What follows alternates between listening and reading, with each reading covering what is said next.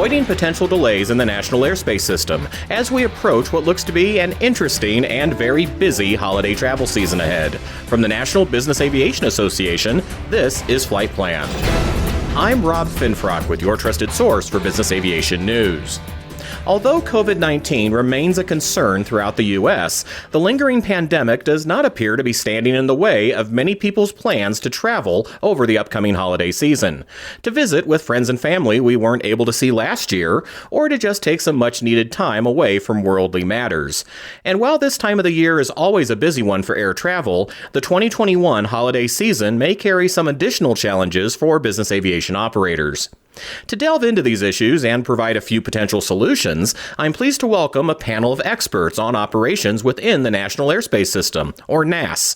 We'll start with Dean Snell, manager at NBAA Air Traffic Services, located at the FAA's Air Traffic Control System Command Center in Warrenton, Virginia. And Dean, what might make this year's holiday travel season different from others? We're definitely seeing additional or higher air traffic numbers for both the scheduled air carriers as well as business aviation operators. I'd say we're almost back to pre-pandemic numbers. So they're very comparable, if not even some days over pre-pandemic numbers for this time of year.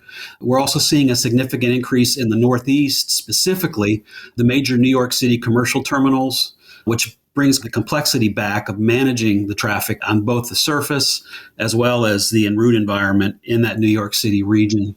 This is more than likely going to result in an increase in traffic flow management initiatives in and out of the Northeast. We're expecting the usual push southbound out of the Northeast and Mid-Atlantic, heading south to both Florida and markets in the Caribbean. We also expect a significant amount of traffic to the major ski destinations out in Colorado, Wyoming, Utah, Idaho. And these include both all of the Colorado airports, such as Aspen and Eagle, as well as Jackson Hole in Wyoming, in Sun Valley, Friedman Memorial in Idaho. In addition, a big change this year is, of course, we have a new president in his first year. So we've seen a change to where the TFRs are located. The previous administration frequently went to the West Palm Beach area during the holidays, which certainly affected them. Current administration, the current president commonly goes to Wilmington, Delaware area. And where that can sometimes affect us is the air traffic from the south into the New York City airports, specifically Teterboro, Morristown, and Caldwell. The Jake arrival, which is the common arrival procedure into those airports from the south, is not available when that TFR is active. So there's required routes around those TFRs when the president is in Wilmington. Also joining us is the FAA's National Operations Manager, Jason Rooks. Dean is absolutely correct. When we look at the traffic flow and that Caribbean traffic from the south, probably 50% of it is worked by Washington Center, Jackson, Atlanta, coming up through the southern portion of the country. So the location of that really limited what we could do in terms of providing a service to all equally.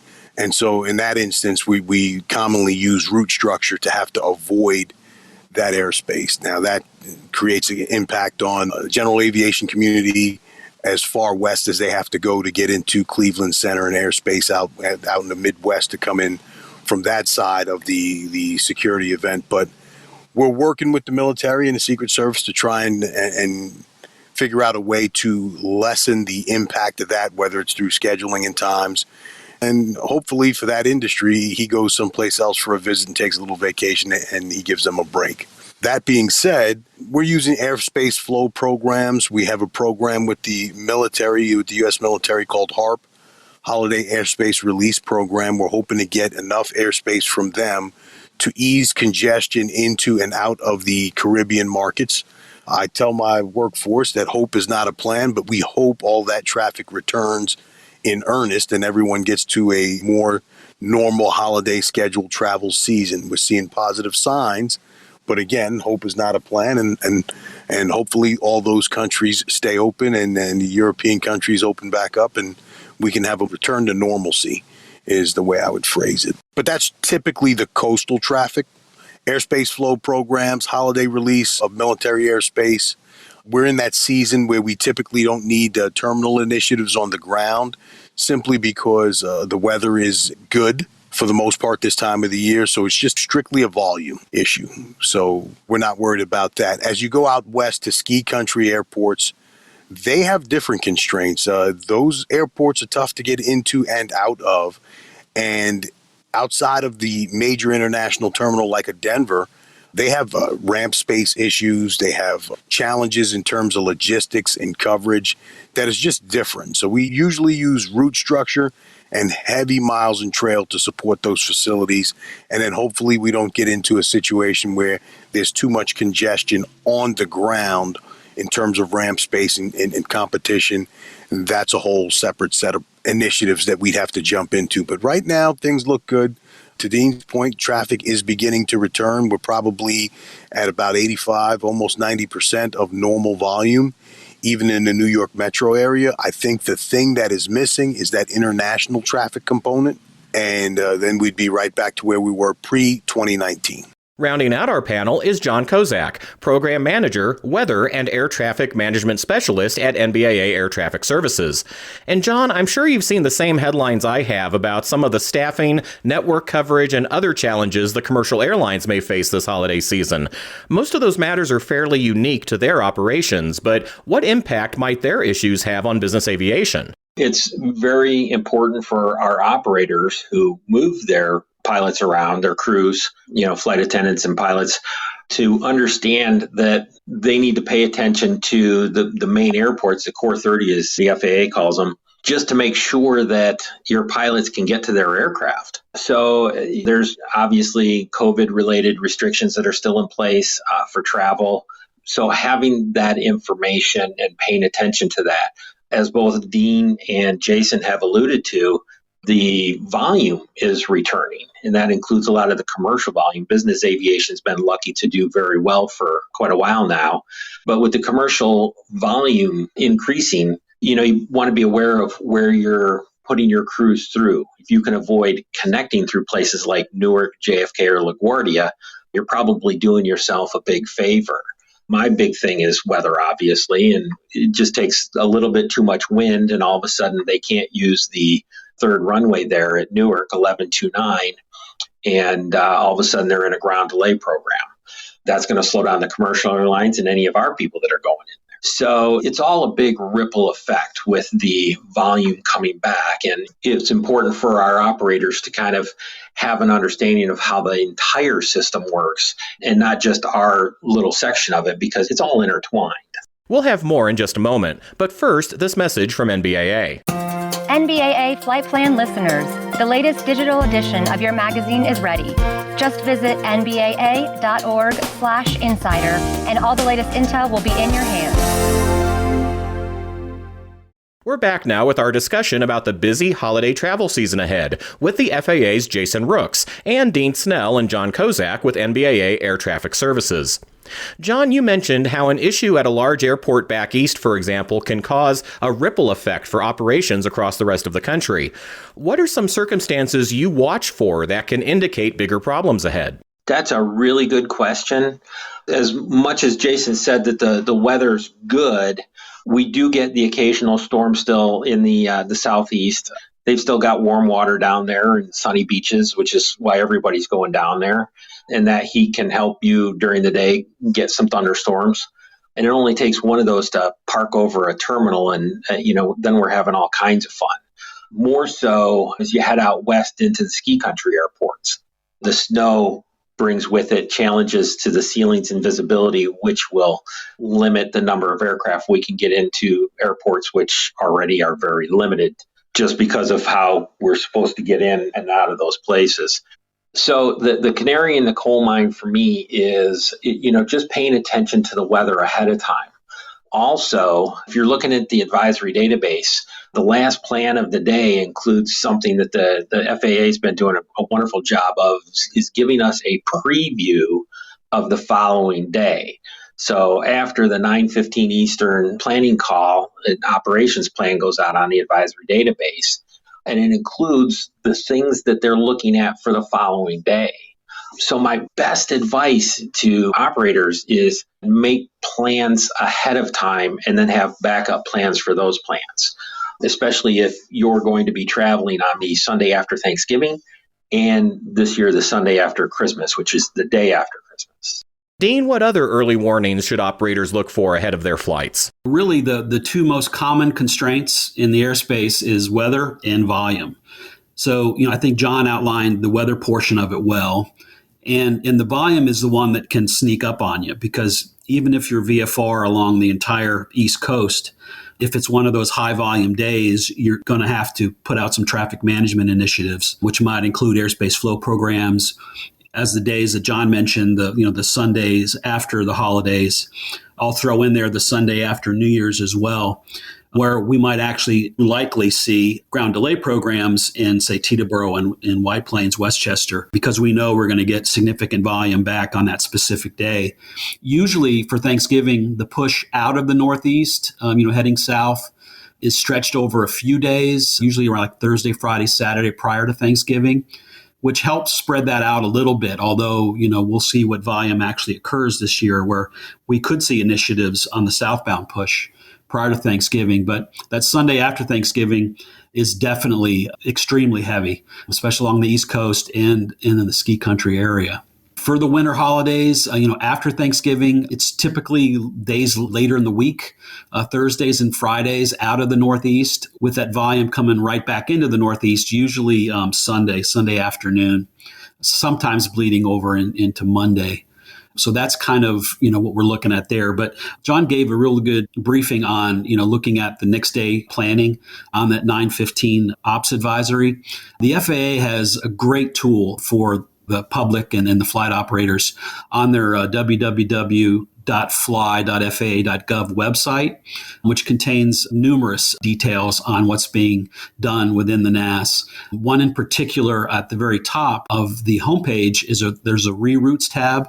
So any reroutes that are in the system and active are going to be on that page if you select that tab off the main page. And also the operational traffic management initiatives that are in place at any given time are going to be found on the homepage of that same website. So our operators can go get a quick snapshot of where the trouble spots are. Dean and John have mentioned some of the many ways the FAA plans ahead for responding to potential delays across the NAS, Jason. But what situations can crop up unexpectedly? I would say the thing that's the most challenging, equipment issues. Everything now is internet-based, and I think for the most part, the relationship between the FAA and industry has gotten a lot more open in my career, a lot more collaborative.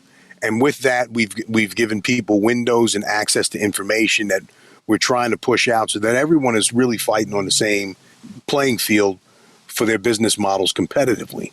That being said, the updates to equipment and the system in an old system, as we try and modernize our equipage, I think those problems, when they skew the data, skew the information, that is probably the thing that catches my attention the most. I'm a macro guy. If you tell me how many planes are flying today, that gives me the starting point to look for where my hotspots are, to include the ski country's visibility. And I think some of that is learned experience, the experience that we have over time in the agency. Ski country is an excellent example. An area like Denver, weather seems to just happen, right? It's so funny. Out there, it's, hey, we're doing great. Wind change, hail, right? So you're caught scrambling. And in today's environment, I'm dealing with a lot of junior personnel in terms of turnover that comes with time. And those individuals, those men and women have to learn the clues. When I see things like 20 miles in trail at an arrival fix to the New York metros, I automatically think wind shear. But the problem is that stuff ripples back. And now the mile and trail is great, and you get caught in these holding situations and compression and stuff like that. They're spot on, but then you have to sort of fill in the gaps with learned events. And so things like that are the things that can still catch us by surprise. Low ceilings out in the ski country airports, staffing issues in today's pandemic era are challenges that we walk in unawares of, even after the 9:15 outlook into the next day. We have a loose strategy of what we're going to do, and then things, to their point, they just happen. John, what else should operators be prepared for when operating to popular winter destinations like Aspen or Jackson Hole? Dean stated probably the best one for ski country, which is, go to the current reroutes page. You're probably going to see the ski country routes being issued more often than not during the winter months. This helps line that traffic up so that everybody arrives in an orderly fashion in Denver Center, and they can get people in as well as they possibly can, given, whatever circumstances they're dealing with that day, whether it's a beautiful VFR day and they're at a full 16 rate, or it's an IFR rate and they're down under 12. That current reroutes page is a wonderful tool for making sure that you're going the right direction. And it really helps the FAA help you as an operator. So that's really my best advice. The second part of that is something that Jason talked about as far as ramp space. You really want to call ahead and talk to your FBO of choice. Make sure that they're going to have space for you. Your best bet is to make contact with those FBOs and see what their situation is, even the day of, before you head up and head out, just to make sure that you know what you're in for. Anything to add to that, Dean? Yes, the ski country airports, all of them pretty much operate on a first come, first served basis, meaning there is not a requirement for reservations, which is good. The downside is, there's still capacity issues. So the volume is still an issue into those airports. So by operating under that premise, things can go south quickly. So, we've seen several times where the ramp will fill up and we'll get a last minute notice that we have to stop all GA traffic into, say, Aspen. So you can have aircraft already airborne that are not allowed to land. So they either have to hold until they get a spot open, and or they have to divert. So one of the big things I always suggest if operating into ski country airports is to have a backup ready and available even before you depart your origin, because things can always go sideways quickly. And it doesn't have to be weather related. It can certainly be volume related. So that's something I think, to keep in mind if operating in or out of one of those airports. And we definitely have seen an increase in demand in Jackson Hole in Sun Valley this past year. That continues to increase. One thing at Jackson Hole of note, we've seen departure delays back up due to de-icing procedures they have in place if the weather is poor.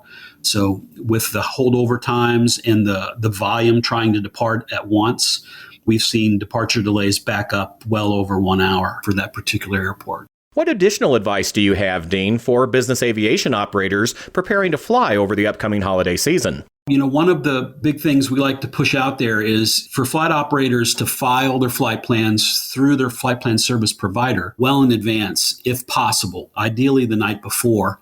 And where this becomes important is their known demand in the FAA system first thing in the morning. So as the FAA is looking at this volume through their automation, that's when they're making decisions. Do we need to put initiatives in?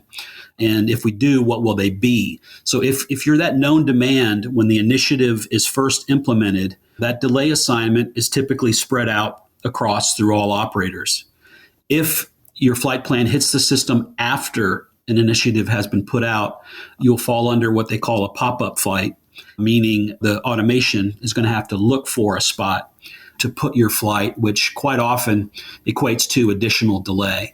So, being that known demand is key.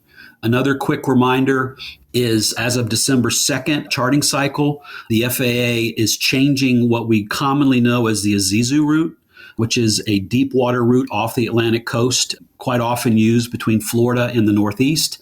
They'll be changing that to the waters, Whiskey Alpha Tango Romeo Sierra. So even though people know and love the Azusa route, it'll be changing to the waters, deep water route. And the only other thing to mention is Providenciales in the Turks and Caicos. We have commonly seen throughout winter months in the past where they're constrained on the surface and as far as volume into that airport. So on Saturdays and Sundays, it's quite common to see programs into that particular airport if you're planning to operate in there. John? Just second what Dean was just talking about with the Azizu route becoming the waters route. As somebody who sits at the desk on a regular basis and will be there, like I said, on the Sunday after Thanksgiving and the Sunday after Christmas, and watching the volume just absolutely build and build through Washington Center, and see the miles and trail stretch back that Jason's been talking about, and seeing all the work that goes on there. If our operators are capable of that deep water route, it is so much better. The HARP routes aren't available that day, or the POTUS TFR is out. The Azizu/Waters route is the best way to go north and south along the East Coast, I think, because it gets you out of that Washington Center congestion.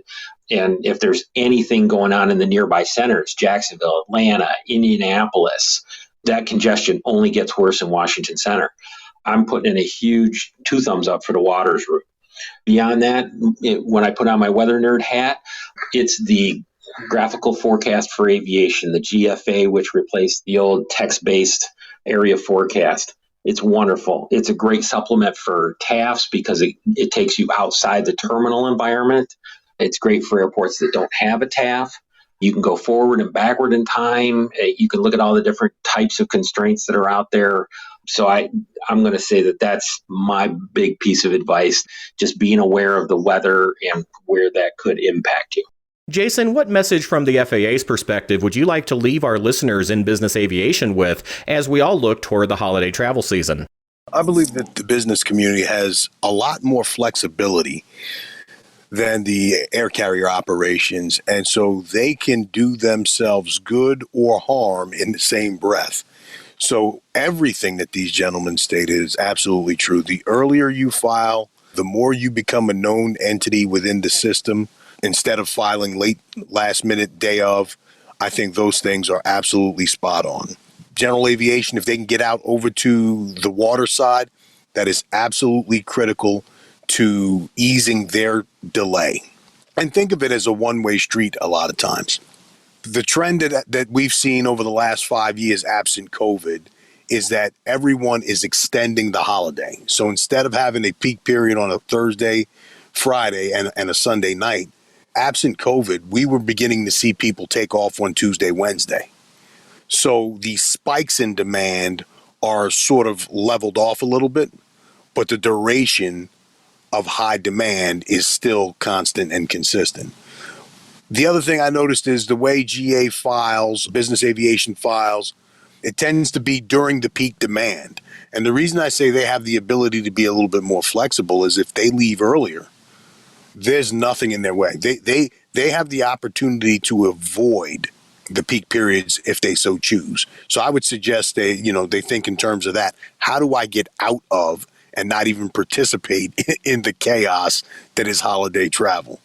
And then the last thing, in terms of increasing capacity, a few years ago, we were at Washington Center and we got the money funded for the super high sector. So everyone acknowledges that Washington Center is a choke point for 2 reasons.